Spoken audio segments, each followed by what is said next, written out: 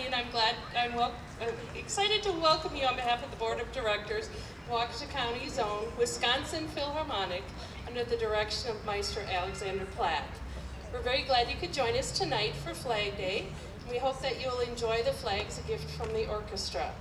Tonight we'd also like to especially thank all the veterans and service members here for their service to our country in preserving the freedoms we enjoy.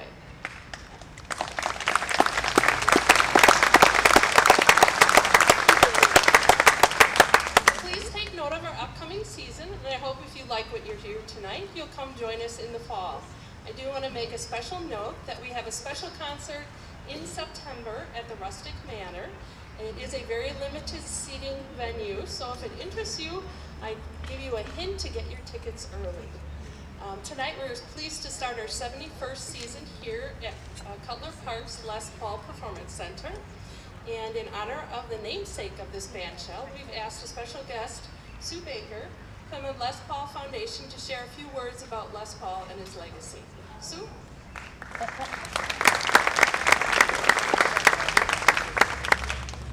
Good evening. Les would be so happy to see all of you here. Sally asked me to talk a little bit about Les, and I think probably a lot of you know that Les was born in Waukesha and is buried in Waukesha. And if you haven't received one of these flyers, let someone know who's walking around and you'll get one. They show you all the sites of where Les grew up, where he went to school, where he's buried, and it's a self-guided tour. Also, another little thing is the first 20 people who come after the performance up here, I've got a guitar pick for you. But as far as Les Paul, in addition to being buried here, he went to school right on the other side of the library at what at that time was Waukesha's junior high school and Waukesha's high school. What a lot of people don't know is Les not only had gold records, but he also is in the National Inventors Hall of Fame. And that's because of all of the recording innovations and inventions that he made, which really changed the way the music industry recorded music. A lot of the things that he invented are used today. One of the things that I found in some of the research I was doing, which fascinated me, was probably most of you know that iconic building in Hollywood, the Capitol Records building, looks like a stack of records. Well, I had heard that Les had designed the echo chambers that were underneath the parking lot there, and I thought, well, before I start saying that, I want to make really, really sure that's accurate. So I started making a lot of phone calls to different people and organizations in Hollywood, and eventually I actually got to the architect who designed the building. It turns out he was a young intern at the time, and so I said to him, can you confirm, did Les really design the echo chambers? And he said, oh, not only did he design the echo chambers, he designed all of the recording studios in Capitol Records. That's our own Les Paul. Now the recording studios have changed, but the echo chambers that he designed in the early 50s are still being used today. The other little tidbit I'd like to share with you is Les's first inventions were done when he lived here in Waukesha. If you've been to the Waukesha County Museum, and if you haven't, I hope you'll go there, you'll see his rack that he used for his harmonica. And it's very primitive, but you know what? They didn't have those kind of harmonica racks when he invented it, and now they are more refined, but those harmonica racks where you can flip the harmonica are used today all the time. The other thing that he started to invent was a solid body electric guitar, and he started when he was in high school, right over there. He started experimenting. It didn't get very far, it was very primitive, and it evolved a lot. I don't have a lot of time to get into that, but I want you to feel the pride in Les that Les felt in all of the people here. When he decided to be buried in Waukesha, he said to me, everything started here. I felt so supported by all the people in Waukesha. They kept encouraging me to go on. And to me it makes sense that I should come full circle and I should be buried in the city that loved me and supported me because I love and support them. So thank you very much. If you have questions, I'll be hanging around.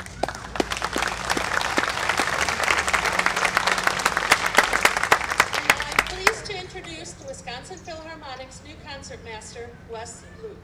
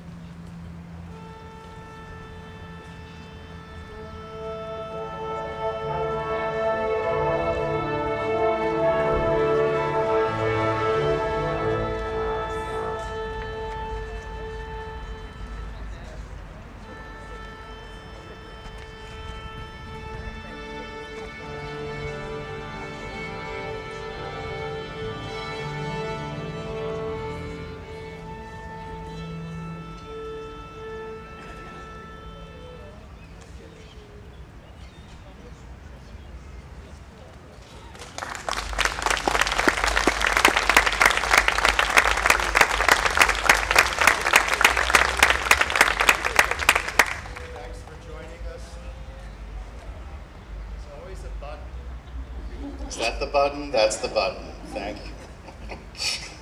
That's always happens. It's a perfect day for an outdoor concert in downtown Waukesha, and it's Flag Day. So do you all have your flags? So please rise with your flags and join us for our national anthem.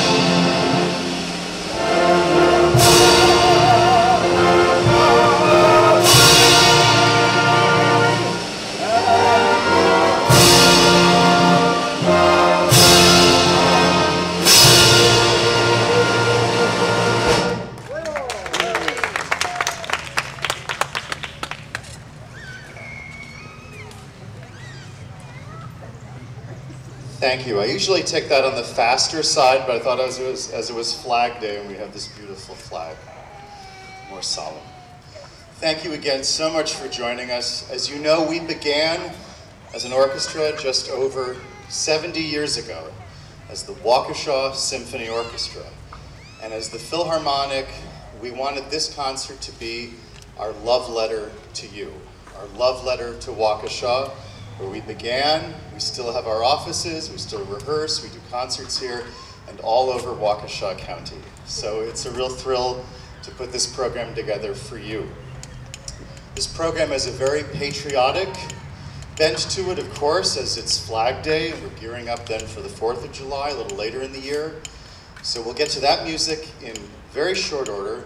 But overall, this concert is really an overview of great American popular music of the 20th century. So why not start out with an arrangement, or as we call it in the business, a chart that's one of the best, I think it's the best medley of all the great tunes from the big band era. It's by one of the master American Pops orchestrators, did many arrangements for the Boston Pops and Cincinnati Pops and many orchestras, Mr. Calvin Custer and his Salute to the Big Bands.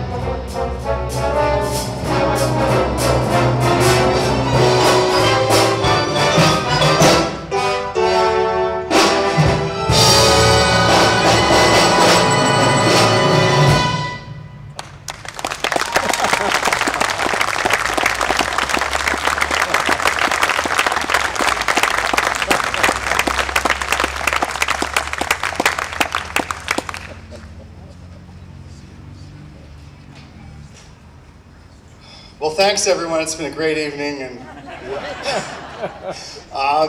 we're just getting started.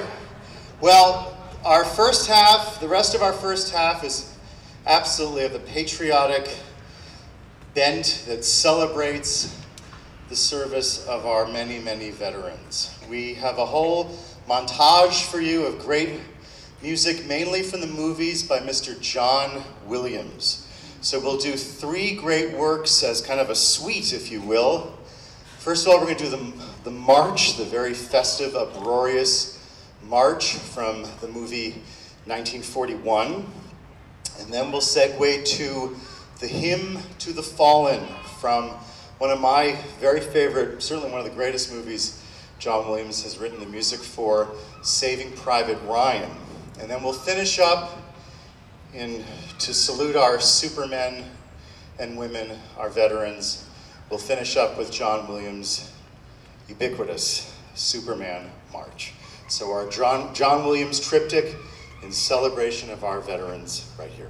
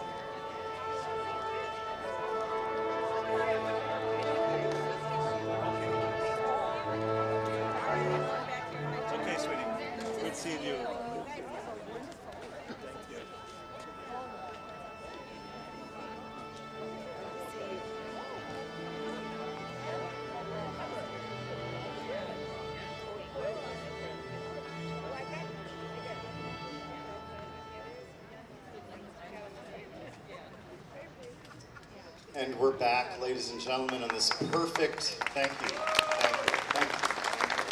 this perfect Thursday evening. We should do this every year. Flag Day is like the perfect day. We should do this, yes. Yes, you heard them? Yes. It's so perfect, it's so perfect. Well, as you know, the Philharmonic, the Symphony Philharmonic, maybe that's what we call it, the Symphony Philharmonic. We just wrapped up tonight. We officially wrap up our 70th anniversary season as one of the great orchestras of Wisconsin. 2018 is also the centenary of the birth of Mr. Leonard Bernstein. Now, as you know, the Austrians gave us Mozart and Bach, but especially Mozart, I think of when you think of one of the great musicians who walked the earth, someone who did it all, a great violinist, a great pianist, and a genius composer. We had a glint of that in two people, Mr. George Gershwin, but most especially Leonard Bernstein, someone who really did it all. Pianist, conductor, composer, evangelist for all kinds of great music. From Europe, from America, classical, popular, he blended it all. Bernstein, who I was privileged to know very late in his life when I was a conducting student at Tanglewood in Lenox, Massachusetts, the summer home of the Boston Symphony Orchestra and the great school, summer school for musicians. Spent his whole life a tortured man. He spent his whole life trying to write the great American opera, to do what Gershwin had done in Porgy and Bess, but go one farther. He went to his grave thinking he didn't do that, but he was absolutely wrong, because he gave us that great American operatic masterpiece in a work from 1957 called West Side Story. It really is the great American opera. So here to celebrate that centenary and that great work is Jack Mason's symphonic medley, which he did years ago for the Boston Pops, from Bernstein's West Side Story.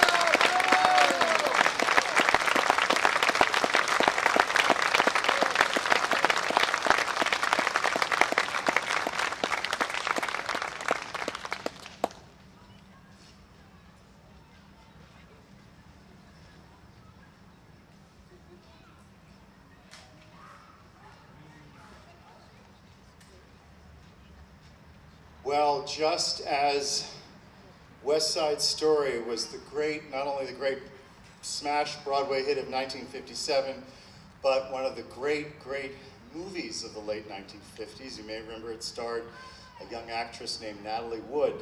The great movie sensation of the late 1990s was something that was very much the West Side Story of its time. A film by James Cameron called Titanic. So another one of these great orchestral pops charts that just never goes out of style. This is John Moss's Symphonic Suite from James Horner's music for Titanic.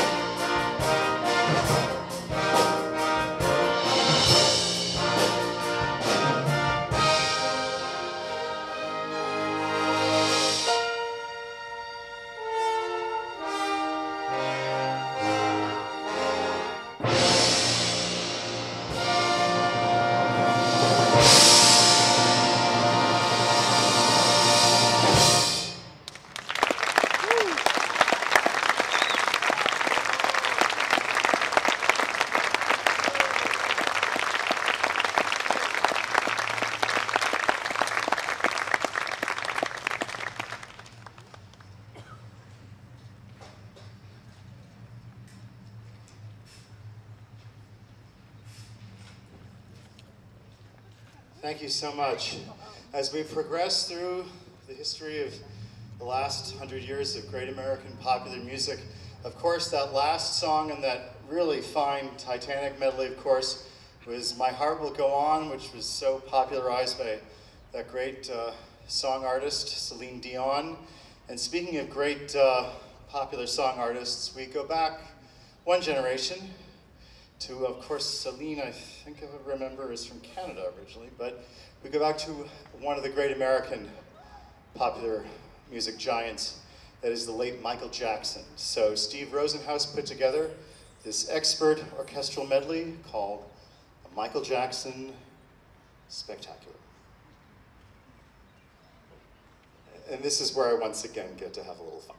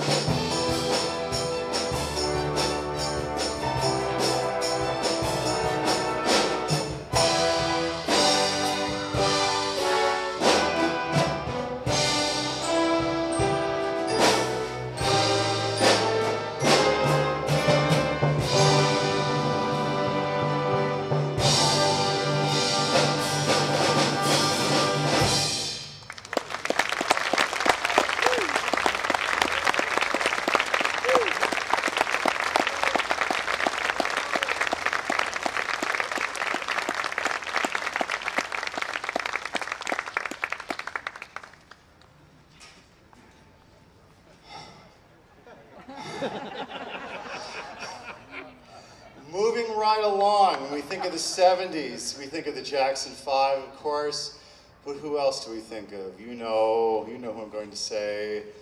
How do you know that? ABBA! So we have this fabulous little three-part medley of ABBA's greatest hits, ending in the ubiquitous Dancing Queen, in this excellent Roy Philippi chart, ABBA's greatest hits, right here.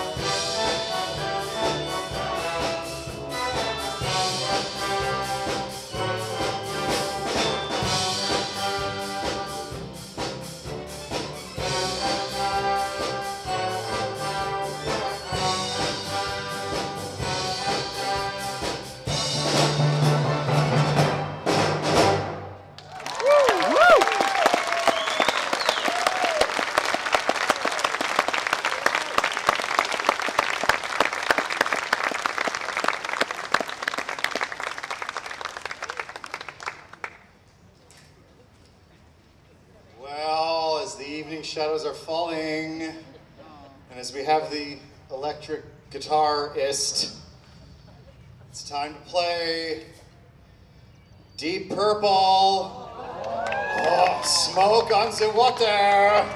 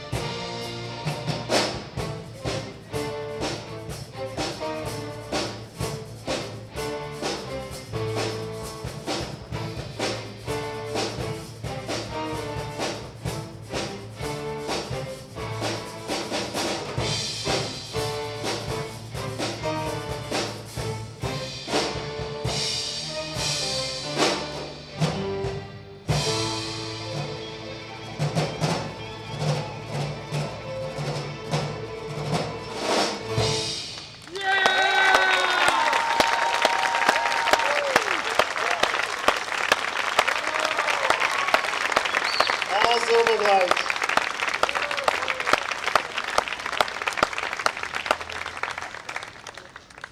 Well, we now come to the final triptych of works for our splendid musicians and our splendid concert for you tonight. A couple of people to mention. We have a new librarian and personnel manager of the Philharmonic. You know, the conductor, I wouldn't say it's no guts and all glory. It's a lot of guts, but a lot of the glory, I admit. But the job that is all guts and no glory is the personnel manager and librarian. And we have a wonderful young lady who's taking on that job. I'd like to have you all recognize Miss Ashley Revelinsky.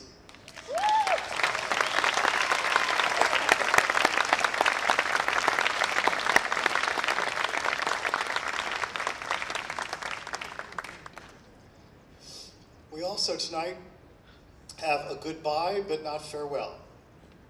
Tonight is the final concert of our longtime and beloved tuba player, Mr. Daniel Neasley. Daniel was first part of the Waukesha Symphony Orchestra, not on stage, but in the audience, right down the street here, excuse me, for a performance of Handel's Messiah in the year 1949. Daniel, come to the stage, come forward. Daniel, stand, please, Daniel. We thank you, we love you, Daniel.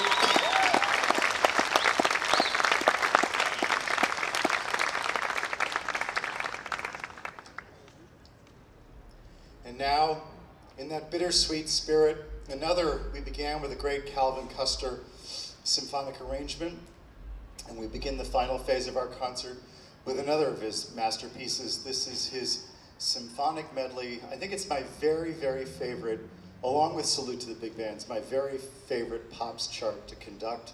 This is Calvin Custer's symphonic arrangement from Andrew Lloyd Webber's Phantom of the Opera.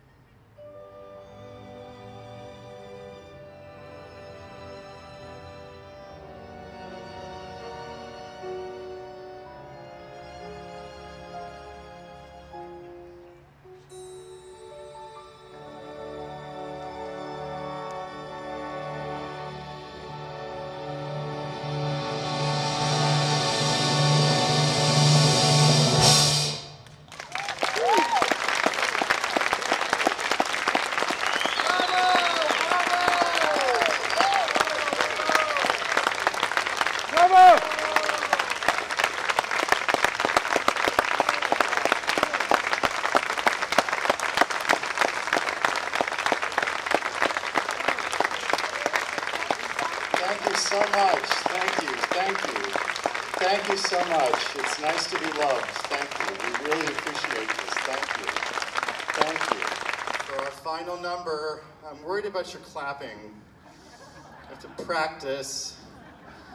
I just want to thank Sally Lundy, our wonderful new board president of the Philharmonic, and Mary Palmer and all the folks at Parks and Rec for making us feel welcome once again at the Les Paul Bandshell, which is really a pleasure.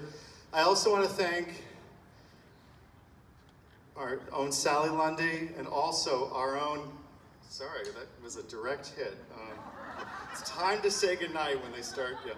Our own longtime trombonist and personnel, and sorry, not personnel, but stage and equipment manager, Mr. Glenn Lundy, for doing so much to make this happen. Thank you. This is a wonderful group of people, our Philharmonic. We last did a symphonic concert in mid-April. Some of you, I'm sure, were there, and we had the great American composer, resident of Minneapolis and St. Paul, Miss Libby Larson. We did her wonderful first symphony, and she was there for the dress rehearsal, and she was just astounded at the quality of the orchestra. And she said, in her wonderful way, in that Minnesota accent, this is the best kept secret of the Midwest. And to which I said, Libby, it's the best kept secret of Waukesha County. We'll work on the Midwest later. So we love you for being here. Please support us. Please let us see you in the winter months. Our first concert ever at the Rustic Manor in Delafield. It only seats 200 people. It's going to be an amazing concert that again blends the classic and the popular.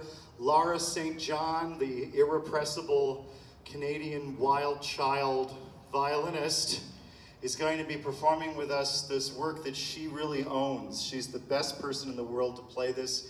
It's the tango version of Vivaldi's The Four Seasons. It's the Four Seasons of Antonio Vivaldi, juxtaposed with the Four Seasons in Buenos Aires by the man who was like the George Gershwin of Argentina, Astor Piazzolla, the great tango master. It's an amazing experience, and she's gonna bring it to life as nobody else can. And it's just going to be great fun. That's the last Thursday in September. But for our last piece for you tonight, again, where your applause, you know, as it's Flag Day, of course, we must end our time together tonight with John Philip Sousa's The Stars and Stripes Forever.